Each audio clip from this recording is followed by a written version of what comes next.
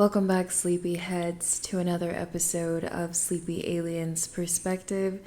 I am your host, Leigh. Thanks for tuning in. Thanks for being here. So today I want to discuss three things: Juneteenth, Father's Day, cupcakes, and Metaverse commercials. So first, let's jump into Juneteenth. I will be honest, I told you guys that I haven't really been plugged into the news on a daily basis, I'm tapping into different subjects that I want updates on as I need to. That's kind of how I, engage with, news. I just can't do it on a daily basis. So of course I forgot about Juneteenth, and I'm pretty sure it's not on my calendar. And you'd think maybe it'd be on maybe it was on my phone calendar. I don't know. I didn't check my phone calendar. But I had other calendars and it wasn't on there. But how I realized it was Juneteenth was that I had 3 white customers tell me Happy Juneteenth. And the first lady who told me Happy Juneteenth, or no, what did she say? She was like, "Do you have anything planned for the holiday tomorrow?" And I was like, oh man, holiday. I was like, I haven't seen any decorations for anything at work, advertising any holidays. And in my head, I'm thinking, we just had Memorial Day. What could I be missing? And then she's like, Juneteenth. And I was like, oh my God. Should I be ashamed that a white person reminded me about Juneteenth? Probably a little bit, I think so, but here are my thoughts about Juneteenth. It is a Band-Aid. It is a easy way our government can say that things are being done, things are changing, and efforts being made. It's the same reaction that you can receive when you see Maya Angelou on a quarter, right? These little stamps that promote diversity. It's almost like a university on all of their brochures will, show all of the different races that attend their university, and they'll show you that your child can have a diverse cultural college experience, right? And so America's putting on that same front. You can have a very diverse cultural experience that's accepted and embraced, but that's not the truth, but it's the facade. So to me, Juneteenth is, it just adds to the illusion of developing equality, right? But it's not really there. Out of respect to my ancestors, I will appreciate and be grateful that, because I think, if they were to be around for a day such as Juneteenth, I think they would be proud of all the progress, regardless of the cyclical aspects that have yet to change, and regardless of the fact that the model for slavery evolved and, it doesn't look the same, but the same thing is happening on a different scale, right?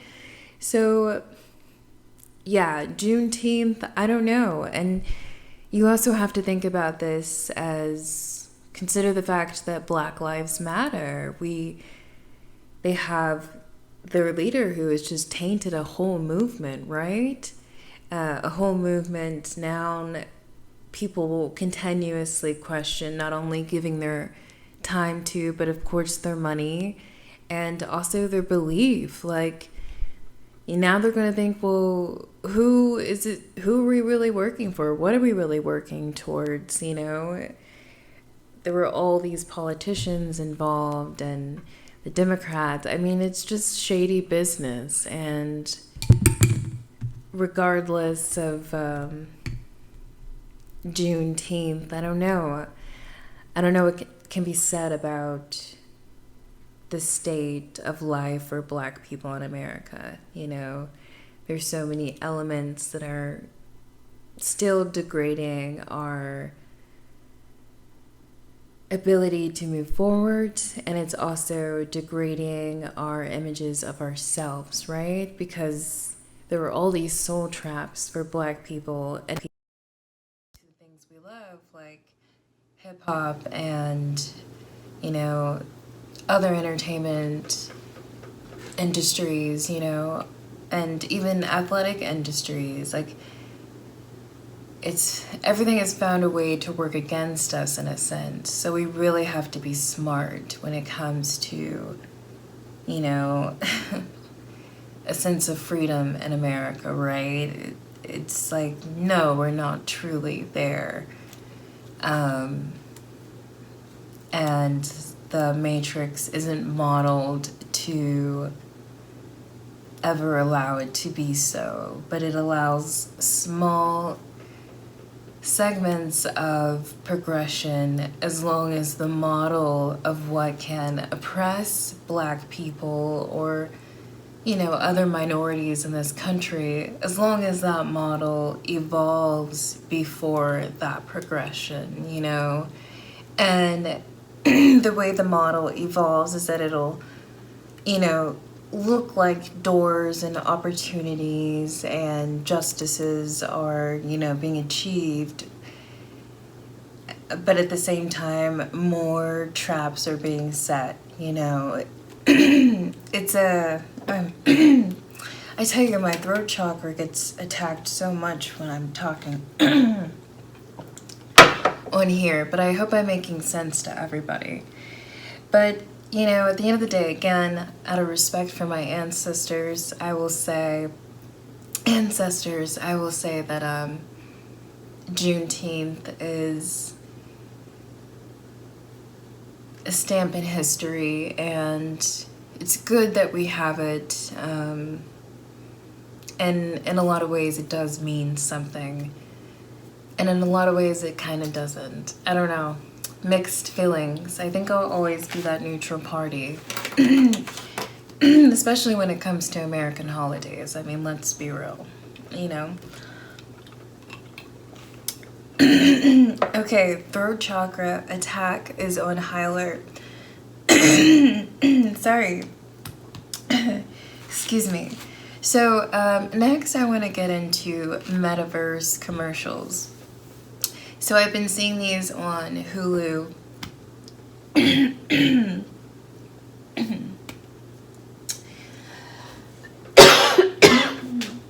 Oh my god.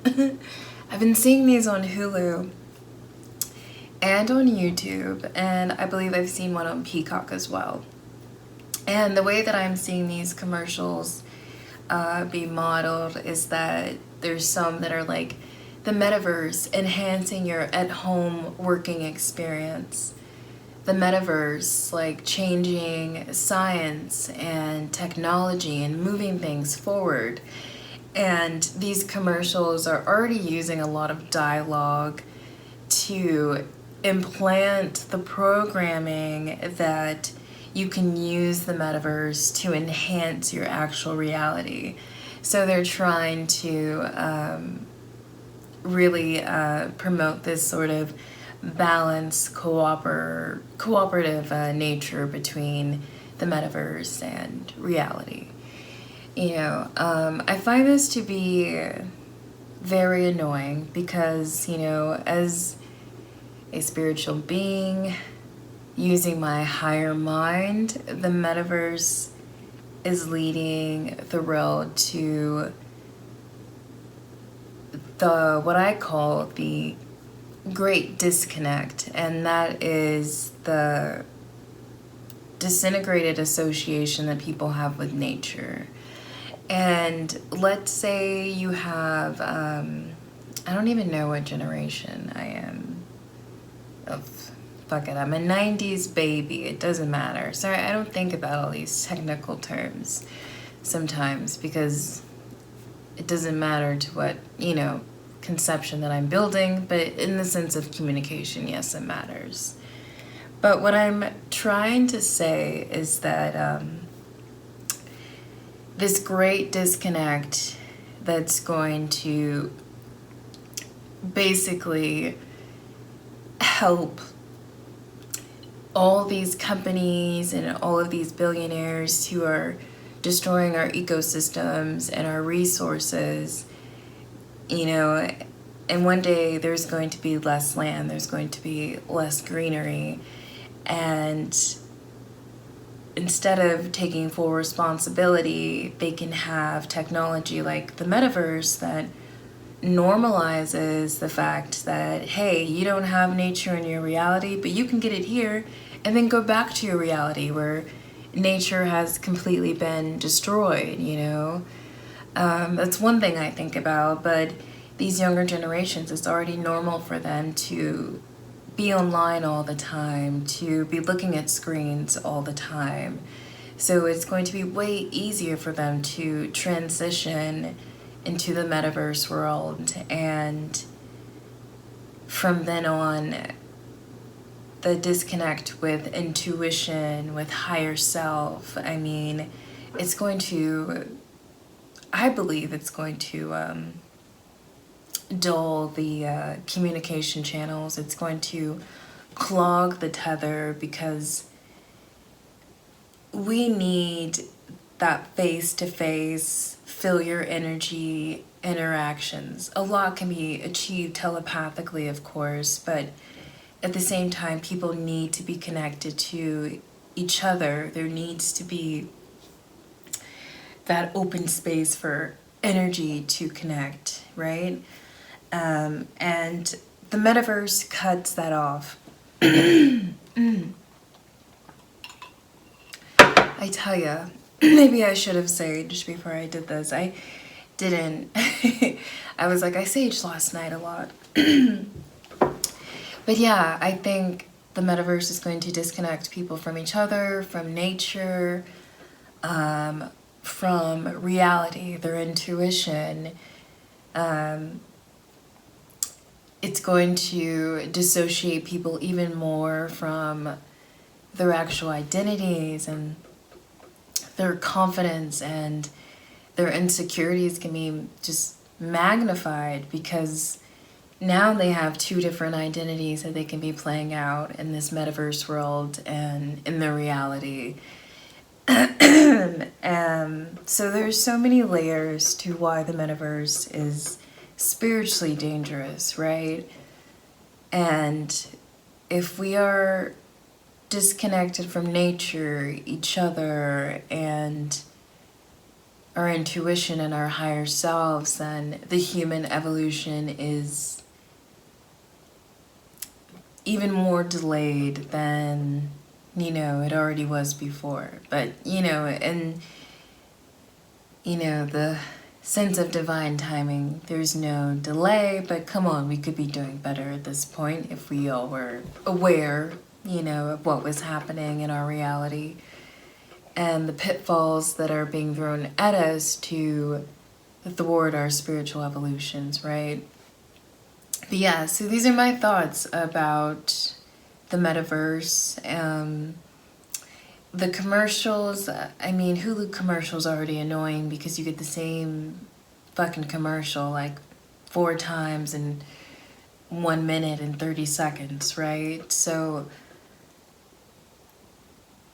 just that repetition alone says a lot about the programming and the normalization. And I believe Alexa was such a warm-up to metaverse, because people are already getting used to talking to a faceless, robot. And that connection and the ease of that technology and what it gives them, I don't know, I think it's dangerous, but history has shown us that technology progressing is our, it will advance us and it will also destroy us at the same time, right? And that's just the way it goes in history, you know, but it's really hard to watch the moving train wreck, right? But yeah, so I also want to say one more thing. I love it how The Sims was never cool enough for the world, but everybody loves the metaverse. And if you think, you know, if I were these, you know, evil-minded people in the world planning the human race's, you know, programming and destruction, I would really be mindful of the fact that, hey, The Sims is a great warm-up for people to be into the metaverse. And a lot of people are into The Sims, but a lot of people also don't think The Sims is very cool. But I was a huge fan of The Sims. I stopped being such a fan after The Sims 3 because they were basically making you rebuy and redo all the expansion packs. And I just thought that was bullshit. I was like, I did not buy every expansion pack in The Sims 2, so then you can now make me redo all of those for The Sims 3. If I'm buying The Sims 3, you should already have everything that The Sims 2 had. You know, yeah, so, and they had like that online shop. They were just like becoming money hungry. But I'm pretty sure that Will Wright, the creator of The Sims, I'm pretty sure that he sold it prior to The Sims 3. So I don't think he had any hand in that. And I'm like, good for him. But yeah, you would think The Sims would be more popular. And you'd think they would have utilized that more in their devious construction of conditioning people to embrace and accept the metaverse, you know. Okay, so my last comment that I want to touch on today is that Father's Day happened, and at work I saw some pre-made packaged cupcakes that had ties on them for Father's Day. And the first thing I felt when I saw these cupcakes is that I felt sad because clearly we are still, you know, telling men that, you know, their identity is shaped around what they can provide, what they can do. And then my second thought was that this is why men struggle with finding balance in their masculine and feminine, and even embracing their emotions and processing their emotions. And this is why they are able to express so much anger instead of their own truth. Like, there's so much wrapped into it. And it was just sad. I guess I've never really acknowledged, you know, the apron, what an apron is to a woman. You know, I never acknowledged what that was to a man. And it is a tie, you know, and I had a conversation about it with one of my customers, and she was saying, well, for her, the cupcakes were so endearing because she thinks about her dad and how he always came home and he wore his tie. And, you know, I thought that was really sweet, but basically it totally affirmed what, you know, I was expressing. And the male identity in America is to provide. And so sure enough, I Googled Father's Day cupcakes, and I saw more representations of these cupcakes with ties on them, you know. And it, you know, it's interesting because I don't know, I guess I just never acknowledged how we as a society were, you know, still really limiting the male progression, the hetero male progression in our society. And, you know, I don't really know about the gay community and their levels of being in touch with their, you know, feminine energy, you know, and their balance with masculine energy. That I feel like that could be like a whole separate study. But I just had that thought about those cupcakes, and everybody at the end of the day has the right to buy whatever kind of cupcakes they want to buy. But I just think it would be good to think about the message that you could be sending, you know, a man, especially, you know, Like, does anybody want to see a cupcake with a tie and think about work? I don't know. That would make me feel really, I wouldn't want to see that if everybody was celebrating, you know, something for me. I don't want to be reminded of, like, the chain on the neck. That's what the tie is, right? That's the white collar chain, you know, the silk tie. It might be silk, but it's the white collar chain. Let's be real. But yeah, Father's Day. Those are my thoughts about Father's Day. But I hope everybody's doing well. And I don't want to bash Father's Day. There are a lot of good dads out there. There are a lot of deadbeat dads out there. You know, it's just a mixture.